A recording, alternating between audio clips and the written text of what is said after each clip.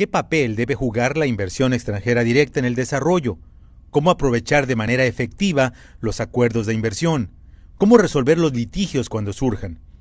Tales fueron las interrogantes en el foro Desarrollo, Inversión Extranjera Directa y Tratados de Inversión, organizado en la sede del Banco Interamericano de Desarrollo en Washington por la Embajada de Ecuador y el Vale Columbia Center. Bueno, nosotros creemos que los tratados de inversión deben ser compatibles con la protección que deben tener los inversionistas, obviamente, pero sobre todo con los derechos humanos y los derechos del ambiente.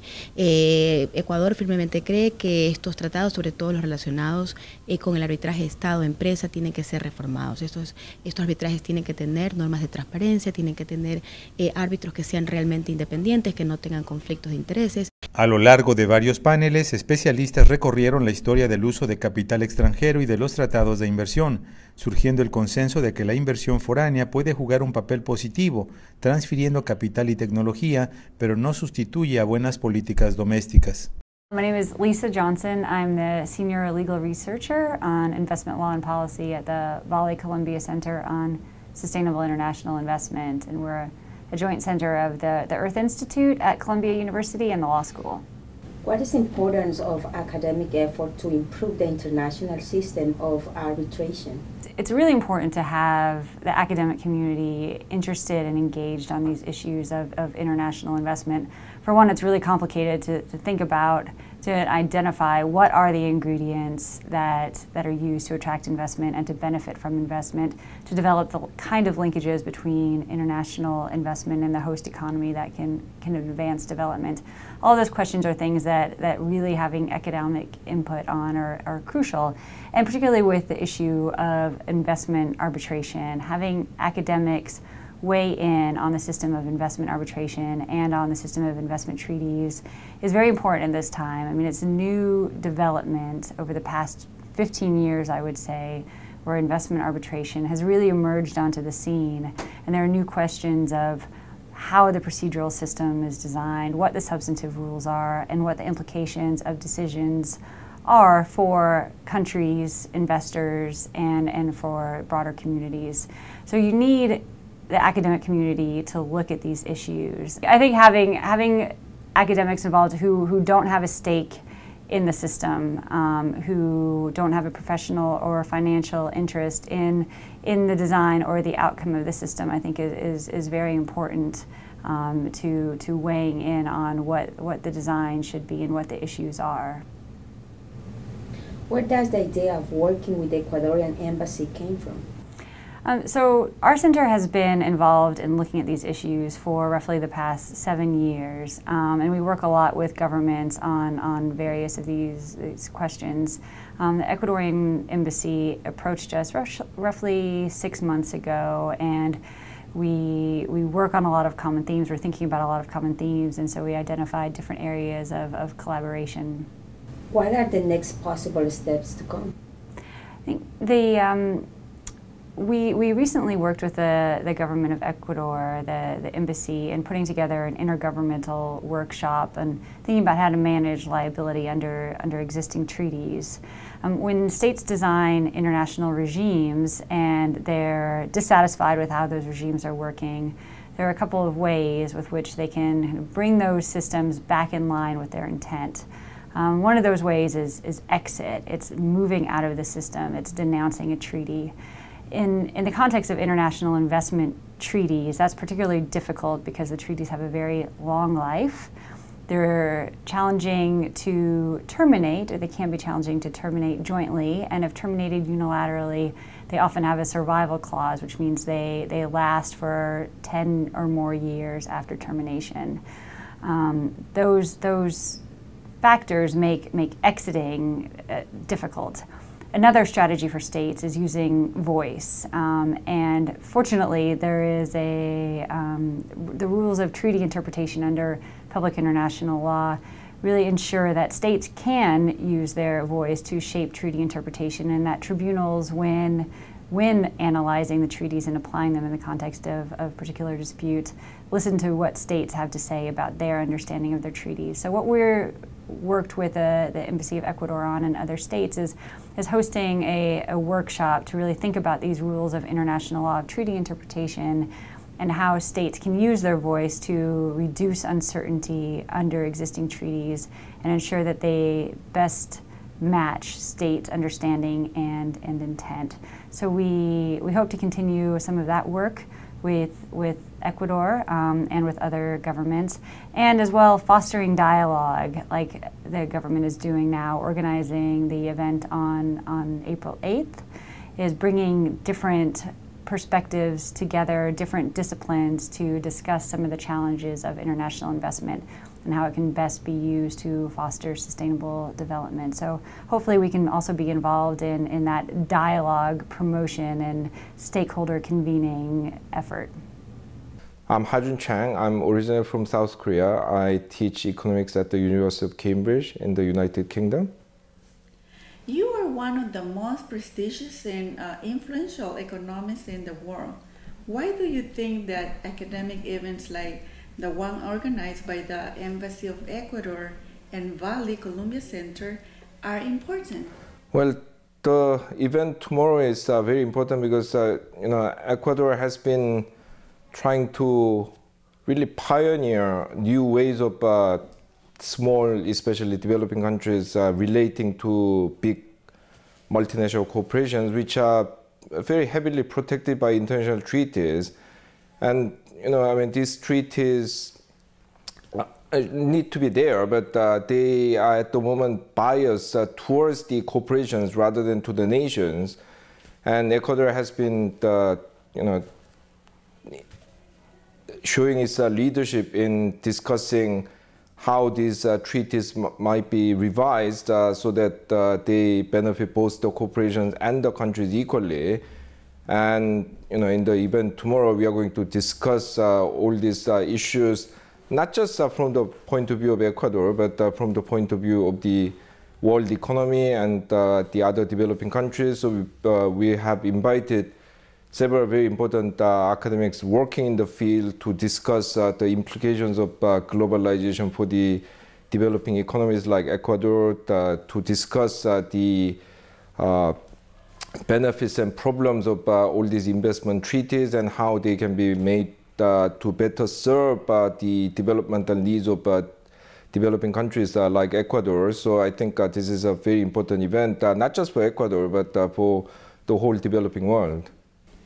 Does the system of attracting investment and the signing of investment treaties work for a small and developing economy? Well, these investment treaties are useful insofar as it makes the corporations have more trust in the host economies like Ecuador. But the trouble is, at the moment, these treaties are structured in such a way that they give too much power to the corporations, and the host economies, especially small developing economies like Ecuador, find it very difficult and expensive to fight these disputes. At the moment, many investment treaties, to begin with, have excessively favorable terms for foreign corporations. And secondly, if there's a dispute, it offers this dispute settlement process, which is very prolonged, very expensive, and very time-consuming for the host economy. And frankly, if you are a small, relatively poor economy like Ecuador, these things can be very, very costly. So yes, I'm not against having these treaties, but the treaties need to be more balanced. Does the system of attracting investment and the signing of investment treaties work for a small and developing economy? Well, these investment treaties are useful insofar as it makes the corporations have more trust in the host economies like Ecuador. But the trouble is, at the moment, these treaties are structured in such a way that they give too much power to the corporations, and the host economies, especially small developing economies like Ecuador, find it very difficult and expensive to fight these disputes. At the moment, many investment treaties, to well, to begin with, have excessively favorable terms for foreign corporations. And secondly, if there's a dispute, it offers this dispute settlement process, which is very prolonged, very expensive, and very time-consuming for the host economy. And frankly, if you are a small, relatively poor economy like Ecuador, these things can be very, very costly. So, yes, I mean, I'm not against having these treaties, but the treaties need to be more balanced. What are your recommendations for Ecuador?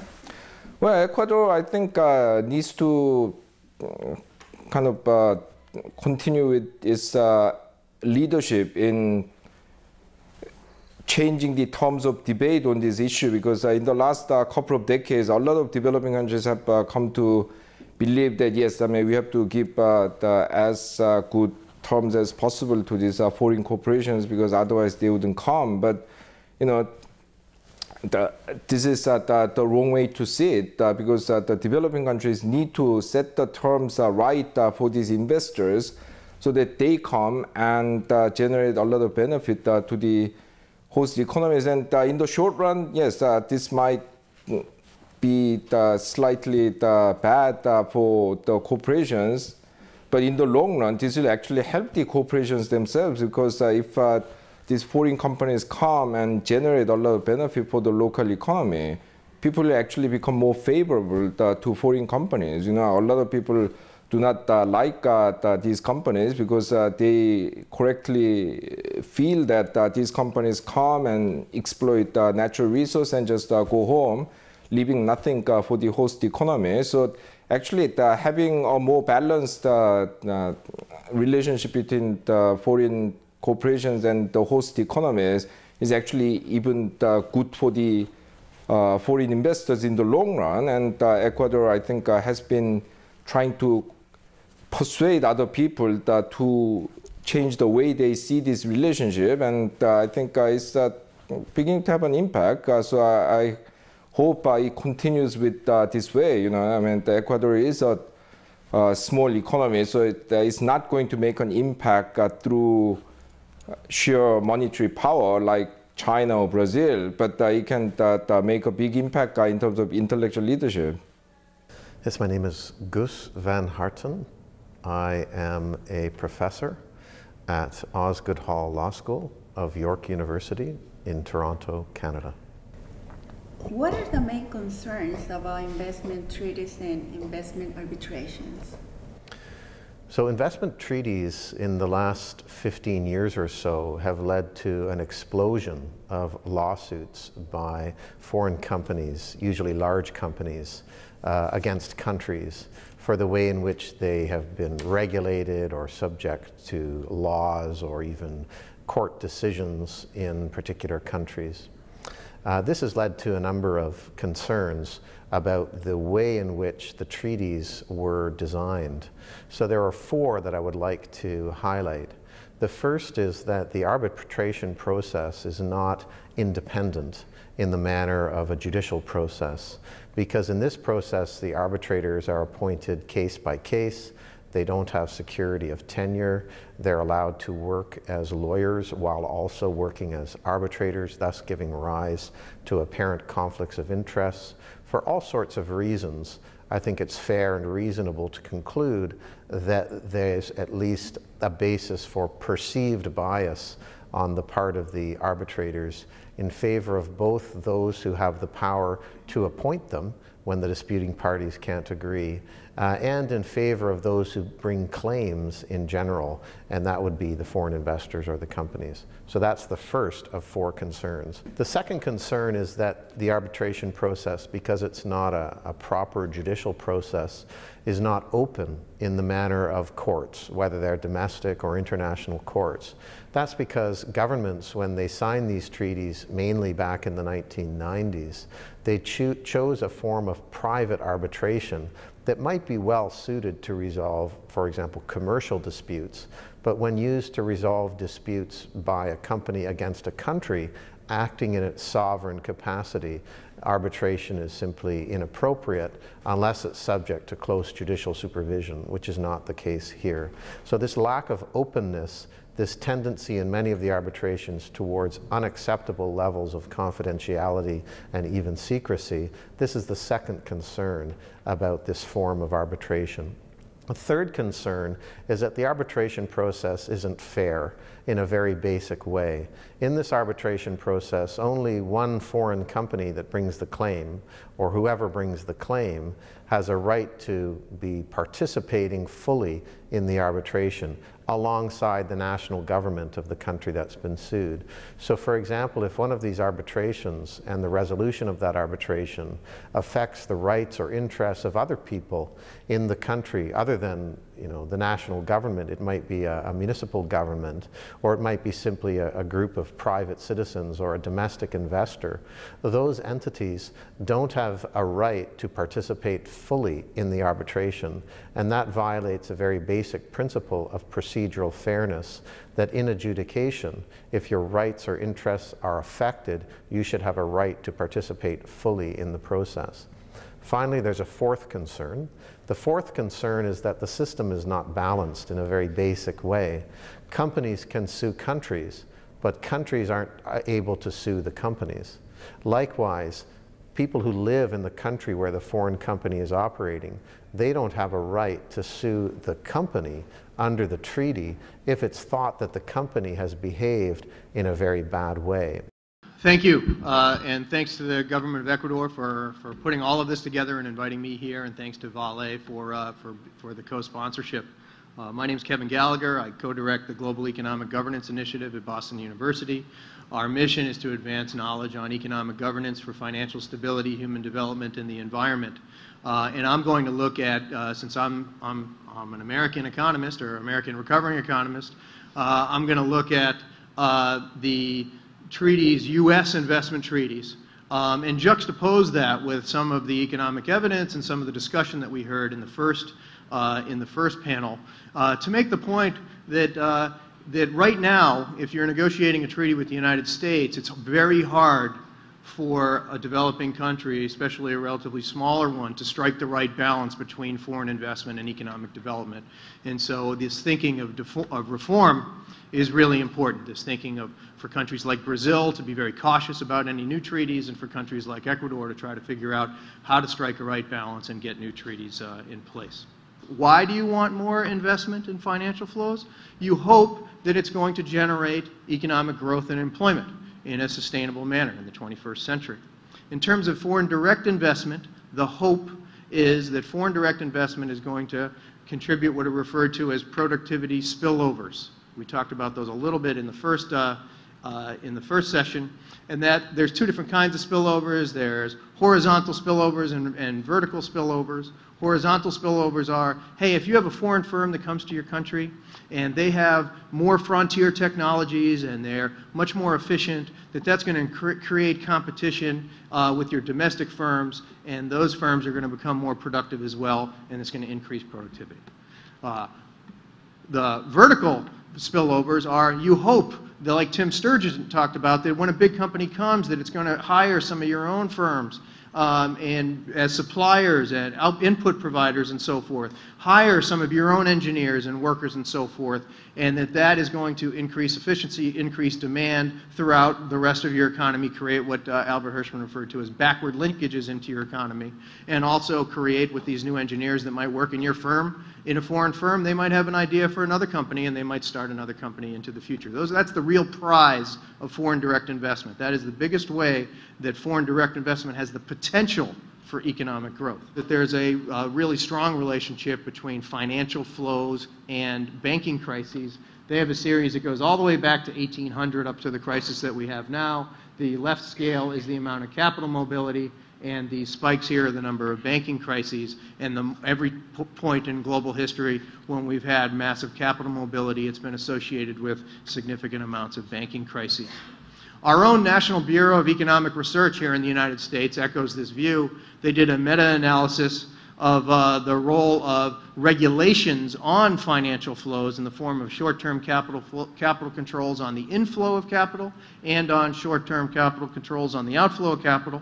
And in their meta-analysis, the National Bureau of Economic Report says, in some, capital controls on inflows seem to make monetary policy more independent, alter the composition of capital flows towards more direct investment, and they reduce exchange rate pressure, which is something that a developing country that is not denominated in dollars really has to worry about with respect to foreign investment. And in countries like Malaysia that put regulations on the outflow of capital, that it made more room for independent monetary policy. This is now echoed by the International Monetary Fund here in Washington. Since 2010, they've gone through a 2-year process where they've had an official change in position on the role of regulating capital flows. And they did this landmark study in 2010 where they found that those countries that use capital controls on inflows in the run-up to the global financial crisis were among the least hard hit. And they concluded that capital controls are justified as part of the policy toolkit to manage inflows of capital. Subsequently, in December of 2012, they came out with something called the IMF Institutional View on the capital account liberalization or financial liberalization and the regulation of financial flows. And they specifically look at the relationship between these regulations and bilateral investment treaties. And the IMF is specifically concerned in this document about the extent to which investment treaties allow countries to regulate financial flows. Here's 2 quotes from their 2 reports. One, they say, these agreements in many cases do not provide the appropriate safeguards for the regulation of finance or the proper sequencing of liberalization, because once you sign the treaty and it goes into force, you have to allow all financial flows between the 2 countries or the 2 parties of the agreement to flow freely and without delay once ratification occurs. The IMF is now telling countries, say Vietnam, a country that's in the TPP negotiations, they're saying it's really important for you to sequence the liberalization of the opening of your financial flows. If you do it too quick, you'll run the risk of what happened in Thailand and all these other countries in the 1990s. And so they're seeing that their new advice that they're giving to countries is butting up against their international treaties.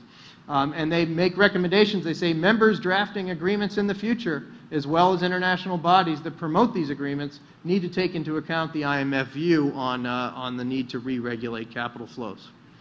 So one of the themes of this panel is that academic research is beginning to come to grips with questions like, is this an effective means of resolving disputes between investors and states? What are the implications for attracting investment as a result of the kinds of decisions that have been rendered so far? And where is the system heading?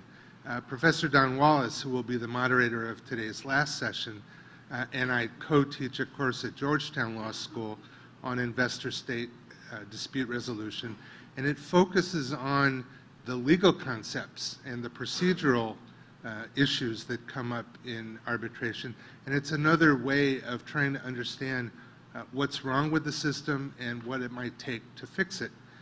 It's worth noting that before the earliest of these treaties were signed in the 1960s, Germany was the first country to do one, the system really left investors with very few options. There was a system of diplomatic protection where the investor would go to their State Department or Ministry of Foreign Affairs and say, you've got to help me out. And it was up to the government as a matter of political will and political considerations whether to take up that citizen's claim and fight for it. And there are some very famous old cases. Chorzo Factory is one of them that are cited even today on basic principles of customary international law to resolve these disputes between investors and states. But the system didn't work very well because investors did not have a sure path to getting their governments to stand up for their rights. And in the process of standing up for their rights, the governments did something called espousal. They took the claim away from their citizen and it became a claim of the state. And that wasn't very satisfactory for investors either. So a little bit later into the process, investors started to get courageous and go to their governments and say, we've got to do more to set up a system of impartial third-party arbitration to resolve these disputes. Well, what are the options to the current system? One of them, of course, is resolution in domestic courts. That hasn't worked out very well either, because in the countries where the disputes seem to be coming up most often, there are problems with the judicial systems, and the governments recognize them. Some are doing more than others to try to improve their domestic systems. But one striking factor is that it is almost impossible to find significant investor-state disputes being resolved in domestic court with reference to the treaty obligations of the host state. It's almost as if the host state's approach is, if you want to bring up the treaty, go to arbitration, but if you want to be in our courts, rely on local law. And that's something that states are going to have to take a close look at. And then finally, there's a whole series of alternative dispute resolution mechanisms that have not been used very much by states, and it's something that people on all sides of the debate need to take a closer look at. One of them, for example, is mediation. I did a mediation between the United States and the landlord of their embassy in an Eastern European country, and I was surprised that the United States agreed to mediation, but it was successful, and the result was satisfactory to all parties. What we found is that in many countries around the world, and in particular the civil law countries that are finding themselves in investor-state arbitrations, there's an institutional disincentive for government workers to participate in any kind of informal dispute resolution. They can even be held criminally liable for the results of the dispute resolution process. If someone says, hey, you compromised that claim and gave away state assets unnecessarily. And again, that's an area where states and all of the other participants in the debate can take a closer look. Other alternatives, mini trials, having experts from both sides get together and sit down in front of the parties and talk through the issues and try to come to some consensus on what the dispute is really about and how it ought to be resolved. These are techniques that are being used sometimes in arbitration, but almost never outside of the investor-state arbitration context. So there's a lot of work to be done on that side, and a lot of further understanding on the side of the economic, econometric, and social science research efforts that our panel has talked to you about today.